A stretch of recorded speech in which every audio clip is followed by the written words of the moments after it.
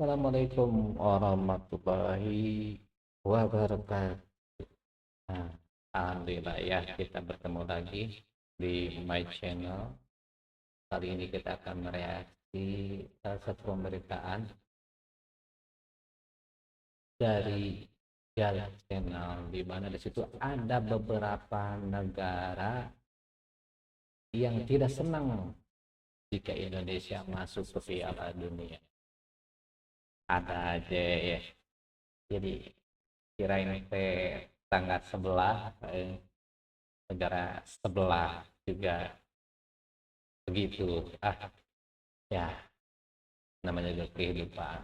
Tapi yang pasti sebelum kita lanjut, negara mana saja atau pemberitaan apa saja yang akan disampaikan di Gal Channel, jangan lupa mampir ke Gal Channel, berikan dukungan, subscribe, like, komen yang positif-positif supaya teman-teman dari Gal Channel itu terus bersemangat untuk memberikan pemberitaan terkait sepak bola Indonesia dan terus bersemangat.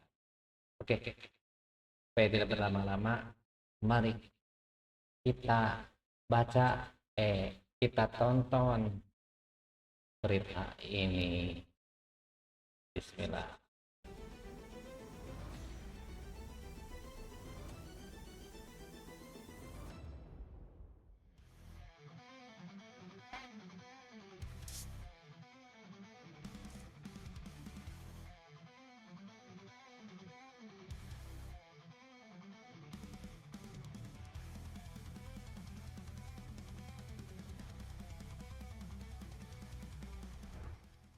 Keberhasilan timnas Indonesia untuk sampai di titik seperti sekarang ini jelas gak datang begitu aja alias ujuk-ujuk. Ada sebuah proses panjang yang dilakukan terutama untuk menciptakan tim seperti ini, terutama dalam kurun waktu setahun 2 tahun terakhir. Dan siapa sangka kita bisa menutup tahun 2024 ini dengan duduk di posisi 3 grup C round 3 kualifikasi Piala Dunia 2026. Selain itu, banyak pihak yang meyakini kalau kedepannya Indonesia bakal jadi tim yang lebih kuat lagi karena PSSI pun masih ingin menambah kedalaman squad dengan pemain grade A. Nah, meskipun ada, tentu saja sekarang ini nama Indonesia kian mendapatkan sosok. Di mana tak sedikit juga yang percaya kalau inilah saatnya bagi tim Garuda mencetak sejarah baru dengan lolos ke Piala Dunia. Meskipun begitu diketahui ada 6 negara yang justru berharap Indonesia akan gagal karena jika sampai berhasil lolos ke Piala Dunia, secara otomatis peta persaingan dan kekuatan di kawasan Asia akan berubah dan Indonesia dijamin akan kedatangan lebih banyak pemain diaspora yang levelnya terbilang tinggi dari beberapa nama yang sekarang ada.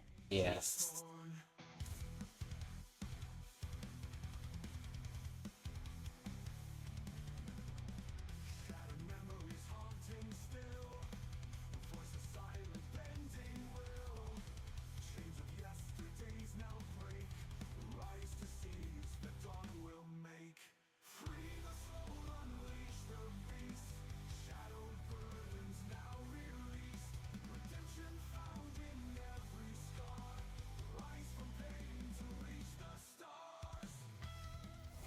Bukan sebuah rahasia lagi, kalau sekarang ini timnas Indonesia memang sedang mendapatkan banyak sorotan dari berbagai media asing. Hal itu tidak terlepas dari keberhasilan Indonesia menjadi satu-satunya wakil ASEAN di round 3 kualifikasi Piala Dunia 2026. Dan secara umum, dari 6 pertandingan yang dilakoni, pencapaian Indonesia sebagai tim debutan ya bisa dikatakan cukup baiklah. Menahan imbang Arab di laga away serta Australia di GBK. Lalu harus apes di bulan Oktober karena dikerja Bahrain serta kalah mengejutkan dari China dan puncaknya ya ketika dihajar Jepang walaupun dia dari awal udah tahu bakal kalah. Tapi cara kalahnya itu loh yang sangat disayangkan. Namun di saat semua orang mengira tim ini akan jatuh, di saat semua menduga Indonesia akan goyah, pemain dan pelatih dihajar kanan kiri sama netizen serta media. Tapi di sisi kemudian mentalitas Garuda benar-benar luar biasa. Yap, secara mantap, Indonesia mampu mengalahkan Arab Saudi di GBK dengan skor 2-0. Yang bikin salut dari pertandingan itu jelas fighting spirit para pemain yang benar-benar siap melakukan apapun buat menang. Dan kemenangan itulah yang kemudian membuat posisi Indonesia ada di peringkat 3 klasemen sementara. Karena di pertandingan lain, China keok dari Jepang dan Bahrain mampus kena karma kegolan di menit 90+6 dari Osman.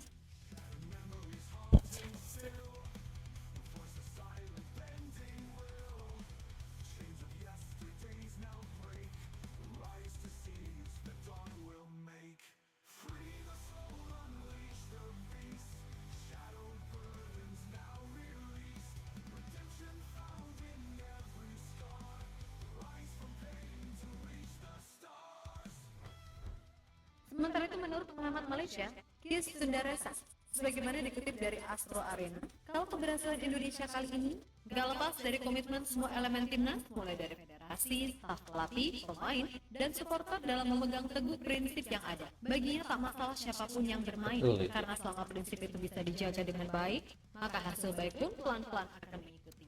Tak masalah siapapun pemain naturalisasi atau pemain keturunan yang bermain, tidak ada kompromi terhadap corak pemain yang diterapkan oleh Shin Tae-yong. Saya jujur saja sangat kagum dengan perkembangan Indonesia.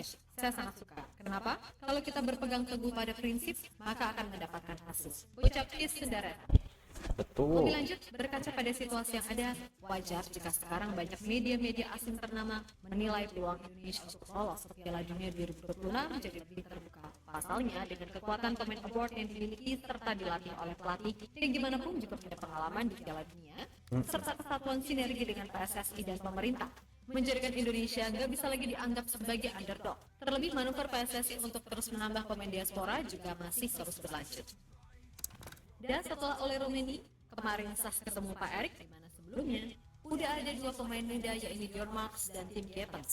Masih ada nama-nama seperti Miliana Jonathan, Mauro Zelstra, Jero, Pascal Sky, Jaden Osterwolde, hingga Ian Sen yang akan terus dicoba untuk diyakinkan. Jelas kalau nama-nama tadi sukses dinaturalisasi, tak sedikit loh yang berpendapat kalau timnas Indonesia ke depannya bahkan bisa bertarung seimbang dengan tim terkuat Asia saat ini, Jepang, yang kita tahu punya seabrek pemain yang mentas di liga-liga top Eropa. Iya.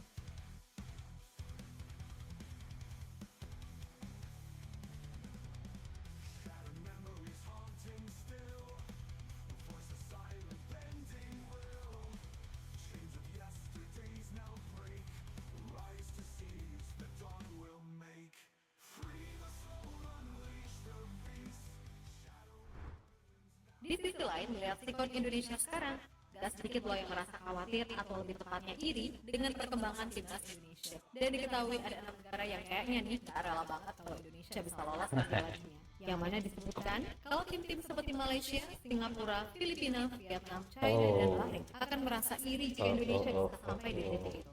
Bukan apa-apa jika Indonesia berhasil lolos ke Jangan Piala Dunia. Sudah pasti begitu. persaingan tim Asia bakal berubah dan Indonesia secara tak langsung akan masuk ke jajaran tim elit. Apalagi dengan berhasil lolos, sudah pasti akan lebih banyak pemain diaspora yang akan menjadi WNI. Ditambah sorotan akan jauh lebih banyak sehingga memaksa pembinaan serta liga mau tak mau berbenah. Ya mungkin kalau Malaysia, Singapura, Filipina hanya sebatas iri. Tapi kalau Vietnam dan China, walah beneran sampai dijulitin abis dong. Belum lagi soal Bahrain, hadeh, beneran deh jadi rival baru kita dari kawasan Simpang. Nah lucunya nih, media China bernama Sohu secara belak-belakan meminta Bahrain apapun caranya harus bisa mengalahkan Indonesia Maret mendatang. Alasan Waduh. yakni soal kesenjangan pemain yang ada. Ada kesenjangan yang jelas antara kedua belah pihak dalam pengalaman kompetisi dan kemampuan komprehensif, konfrontasi fisik yang sangat baik dan kebugaran fisik yang melimpah dari para pemain. Tulis media sosial. Begitu. Selain itu, alasan China ingin Bahrain menang tentunya agar minimal posisi 3 dan 4 bisa sama-sama mereka rebutkan sendiri tanpa gangguan dari Indonesia yang sebelumnya memang dianggap sebagai tim paling tidak diunggulkan. Sebab media China itu sendiri juga masih was-was apabila nantinya Indonesia bisa curi minimal 1 poin di kandang Australia. Dan kalau mereka bisa mengalahkan Bahrain, maka peluang bagi mereka pun semakin tipis, apalagi kini nanti China harus away ke Jakarta, yang mana bisa aja itu akan jadi pertandingan yang krusial.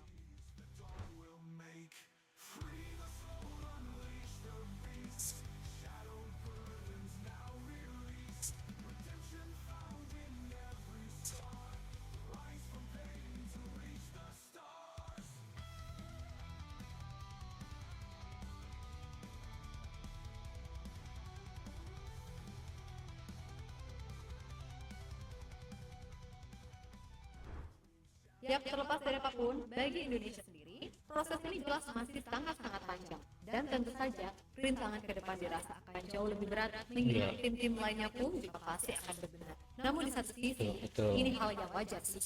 Karena jika ingin benar-benar dikatakan to the next level, ya bisa nggak bisa, pokoknya harus bisa melewati rintangan terbesar. Dari situ baru deh kita bisa melihat sejauh mana kekuatan timnas Indonesia ketika main di top level. Tentu masih banyak hal yang harus diperbaiki, karena sejatinya tim ini masih dalam proses berkembang. Jadi ketimbang ngeluarin bacotan yang ujung-ujungnya bikin ribet suasana hati dan pikiran, mendingan dukung dan doa. Toh walaupun pemain diaspora ini tumbuh besar di luar Indonesia, bukan berarti kita harus membeda-bedakan. Iya. Berulang kali kami tekankan, selama mereka punya darah Indonesia, ya udah apa bedanya? Dan mau siapapun itu, selama dia udah pakai merah putih, maka dia punya hak serta kewajiban yang sama. Dan juga Betul harus sekali. dilanjut. Oleh karenanya, Betul. nilai aja semua berdasarkan performa bukan asal usul. Dan bedakan antara kritik dengan hujatan. Karena itu jelas dua hal yang berbeda.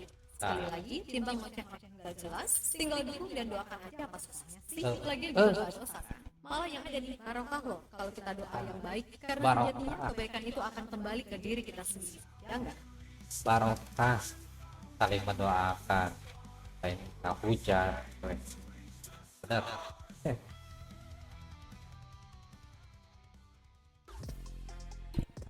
Halo, izin iklan sebentar ya guys. Jadikan ruangmu bernuansa. Oke, itu mungkin teman-teman pemberitaan dari Gas Channel. Jadi ya begitulah, namanya juga hidup, selalu ada aja yang tidak suka, iri, dan nanti apa-apa, kita fokus saja pada diri kita sendiri, kepada timnas, semuanya 3 elemen itu tadi ya, pengurus PSSI, para pelatih, pemain, 4 sama kita, sama-sama yuk saling mendukung supaya cita-cita kita tersampai, kita saling doakan. Gitu aja kali ini mah ya, kita lanjutin next videonya. Terima kasih sudah menonton, sudah subscribe, like, dan komen. Jangan lupa di share ya. Terima kasih. Wassalamualaikum warahmatullahi wabarakatuh.